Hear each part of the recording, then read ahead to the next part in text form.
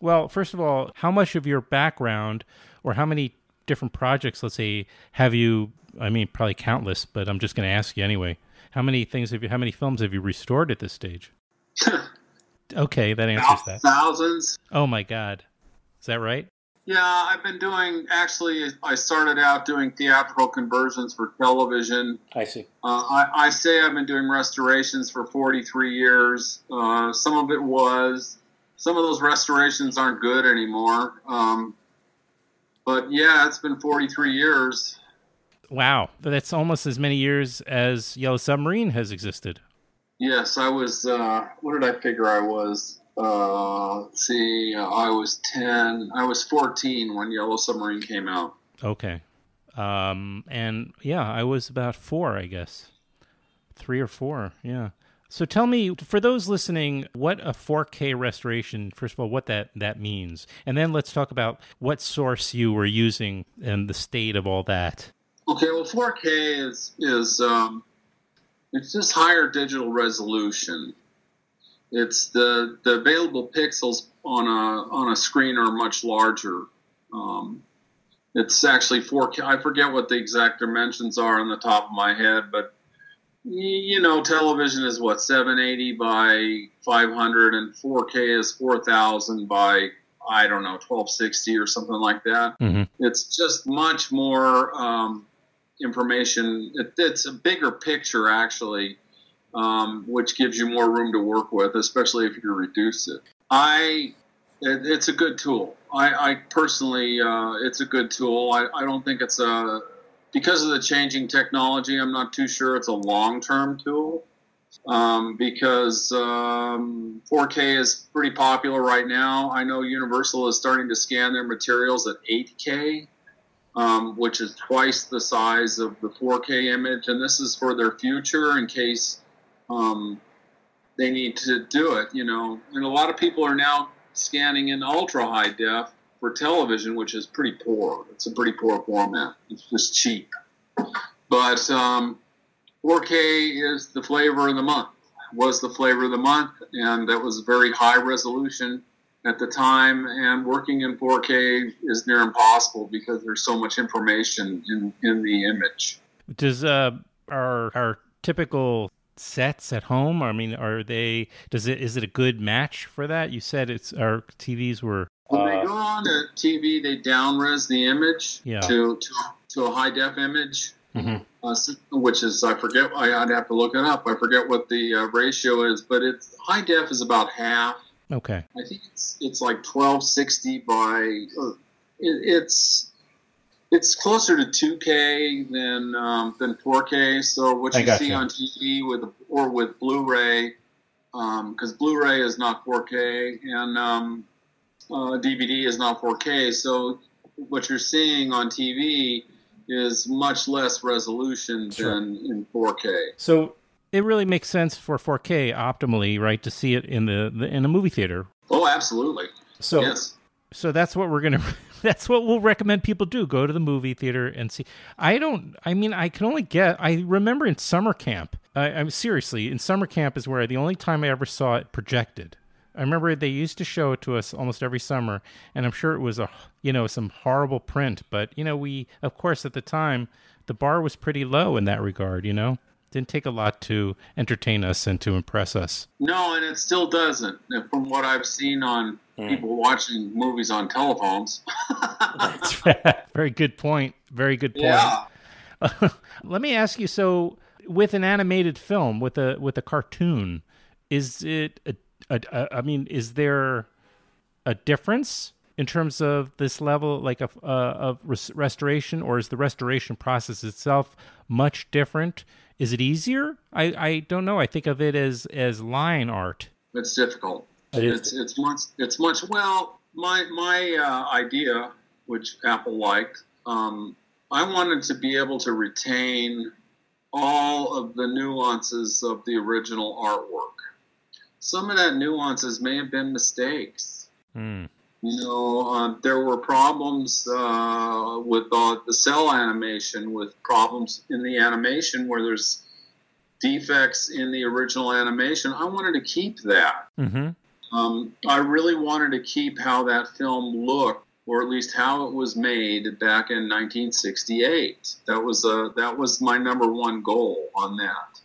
So the problem with the automated software was that when I would apply the automated software, which just looks at it and says, okay, that's dirt, okay, that's a scratch, and what it would do is it would take out like, let's say, brushstroke blemishes and stuff like that. I left all that stuff in, so we had to do it a frame at a time by picking it out by hand. In other words, not relying on automation.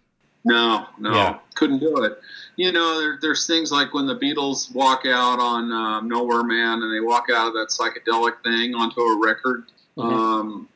The software took the line where they go onto the record. They're walking on the line. They took it out. So I can't do that. So it removes, especially in animation, it thinks things are defects or anomalies, and it removes them. Right. So, or any of the, when you mentioned Apple before, and of course to maybe younger people, we're not talking about Apple as in tech company. We're talking about Apple Music Company, which is a whole other entity. It's the Beatles label. The real Apple that won a lawsuit against Apple in the early days for their logo. Listen, I've got a podcast, Paul, and iTunes is my bread and butter here, so let's not get them upset. Well, iTunes is great. I know. And no doubt, right? I mean, this will be on iTunes as well. Yellow Submarine, that is. So you can't edit me? I can. Okay. I can edit you, but I'm kidding about anything you said thus far, of course. But if you do say something or you want to go off record, yes, this isn't live, so I can definitely edit. Well, the Apple thing is common knowledge. So that's very true, very true. And I was only kidding. I'm not really too worried about pissing anybody off. So, is there anybody from the original days, from the original production, the original cartoon animation film? Is there anybody still around? I mean, obviously Paul and Ringo, but very few other people around, I'm going to guess. Not that I'm aware of. No. The last guy that I worked with was Bob Balzer, and he's passed on. Now, his wife was involved with the film. She's still alive. Mm-hmm. And I think I may be one of the last standing, actually. And I didn't even work on the original production. When did you come into the story? About 2010. Okay. Yeah, I was just curious, and for those also who may not know, right? Those were not the voices of Paul and Ringo and John and George, right? Those were other actors, correct?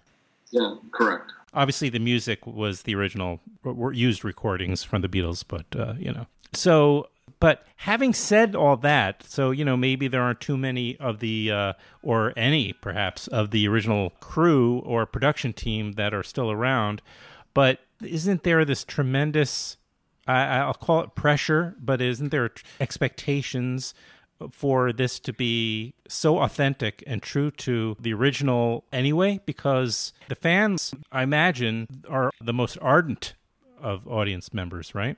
The Beatles fans. Correct. Beatlemania hasn't ended. Correct. Maybe never. Hopefully never. Shouldn't. I mean, was there any pressure in that regard? Did you feel like you had to be extraordinarily careful how you proceeded? The only pressure I had was pressure that I gave myself. Okay. Because that was my goal. And I'll tell you, one of the questions you asked me earlier was about how we got up to the point of the 4K digital. I restored all the photochemical elements. I got an original negative of the USA version. Yes, that was nice. Mm-hmm. I got all kinds of stuff. Interpositives from the English version, digital versions from 1998. And I actually made an answer print, photochemical answer print, which is a final timing answer print that I had run with Bob Balzer and actually sent to Apple in England, and they approved it. And we went, gate technology and fully timed graded. We went and we must have run that print 50 times, the colorist and I, to be able to retain that film look, be able to retain that the way that film was supposed to look and did look. Great. That's great. So, in other words, you went to these I guess, I don't know if they're called original sources.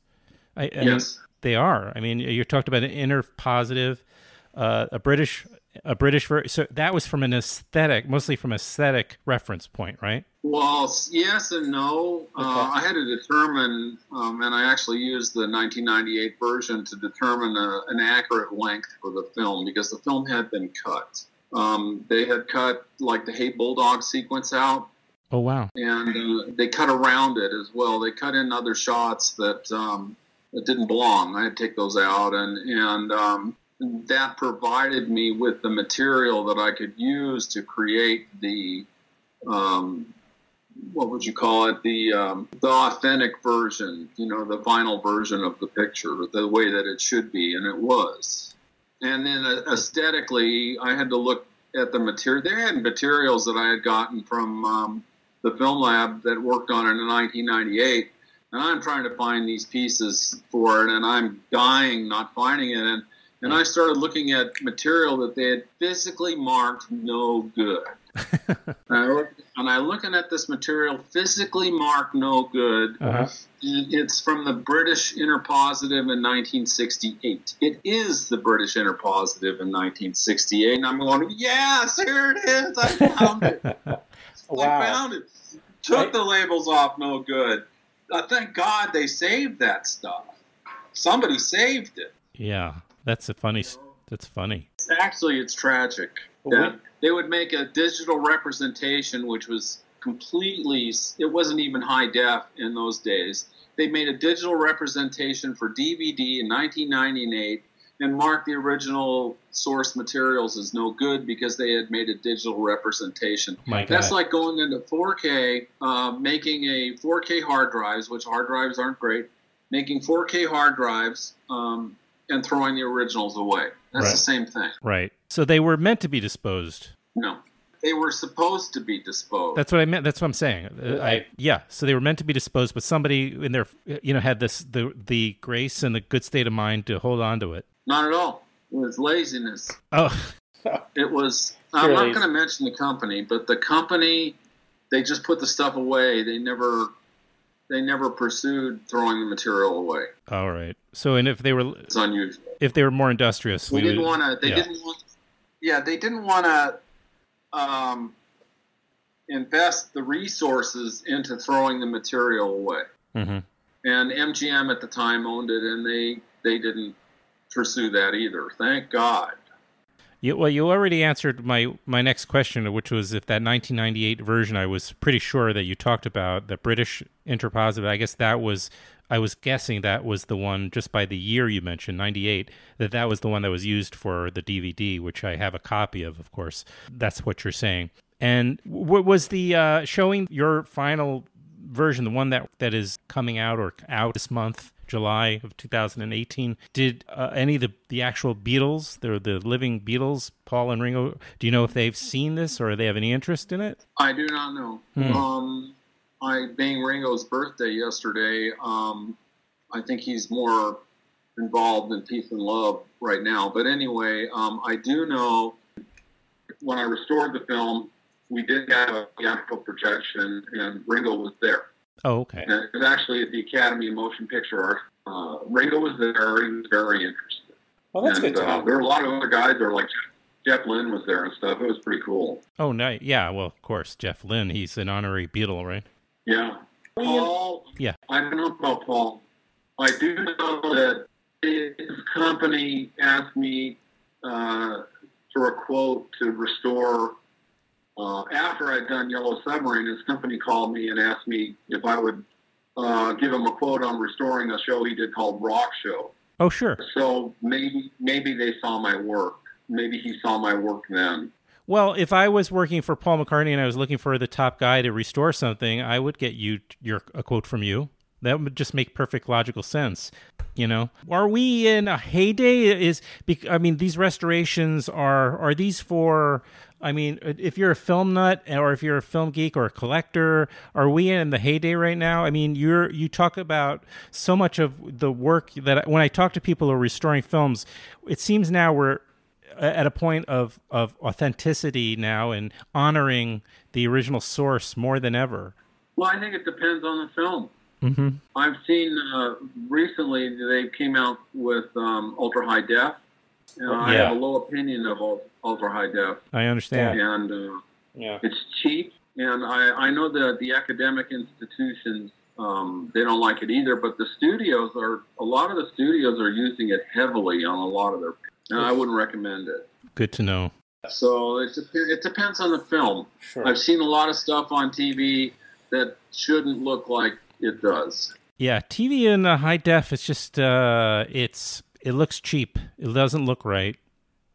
Yeah, the last, I saw a brand new high def TV about a month ago, and I was a Spencer Tracy and a Katharine Hepburn film, and it looked like it had been a soap opera shot in the 1970s. Precisely. On videotape.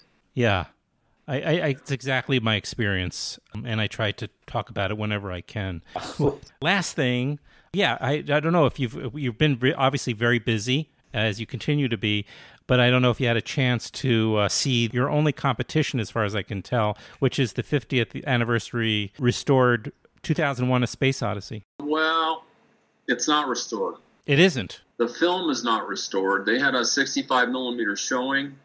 70 millimeter showing, that is, 65 millimeter negative, okay. And it was not restored. Christopher Nolan was involved. It was poor. It was really poor. They didn't do anything on it, which is unfortunate because the original negatives, the original materials need to be fixed, for future scanning. This yellow submarine is going to need eventually to be scanned again in a higher resolution. Is that right? And but the restoration, they call it restoration, and I guess it is, but it's not a permanent restoration. It is all for Blu-ray and DVD. And I'm not sure if they're showing it theatrically or not. I know they showed the 65 or the 70 millimeter prints. 70 millimeter print, you are right. Interesting. It says here on the Museum of the Moving Image website that for the first time since the original release, this 70mm print was struck from new printing elements made from the original camera negative. Those printing elements were made in the 1990s. Those are new. Listen, Paul, you got to do me a favor, though. Please promise that if that on a subsequent trip through or to New York City, that we can get together again and do another one of these, and that you'll come back on the podcast. I find this is great. Send me a ticket. Can we go to Gallagher's for dinner? I wouldn't have it any other way. I love that steakhouse. Are they still open? They're still there. I saw a post from some colleagues that had a retirement dinner there about 2 weeks ago. Oh, and just like Pavlov's dog, you saw that and you started salivating immediately. Yeah, I saw the meat hanging in the window. That's right. It's okay. You got it. It's a date. But I've restored all the other Beatle films. Is that right? Hard Day's Night, Help. Oh, okay. Magical Mystery Tour, and I did not do the Criterion version, but I restored Hard Day's Night, Help, Magical Mystery Tour. Yeah, I did those films as well. Well, normally I would have far more time to prepare for an interview, and this came together rather quickly right before we, did this. So I should have started off, noting that you had done all that. Yeah, we could do it another time. I would love that. I mean, I've learned an awful lot, and it would be great to do this again and have a bigger conversation about all the work you do. But all honesty aside, it's been great having you on the show. Well, okay. I'll let you go. I know you got a very busy day ahead of you, so wherever you are traveling, so I'll let you go. Thanks again for coming on and doing Filmwax Radio. Send me a link. Everybody should rush out and see this new print of Yellow Submarine. We're having a number of screenings, in fact, right here in New York next month in August at the newly opened Film Forum. So people should check that website for tickets and more details. Okay, thank you. And you're welcome, and I'll talk to you soon. All right, take care.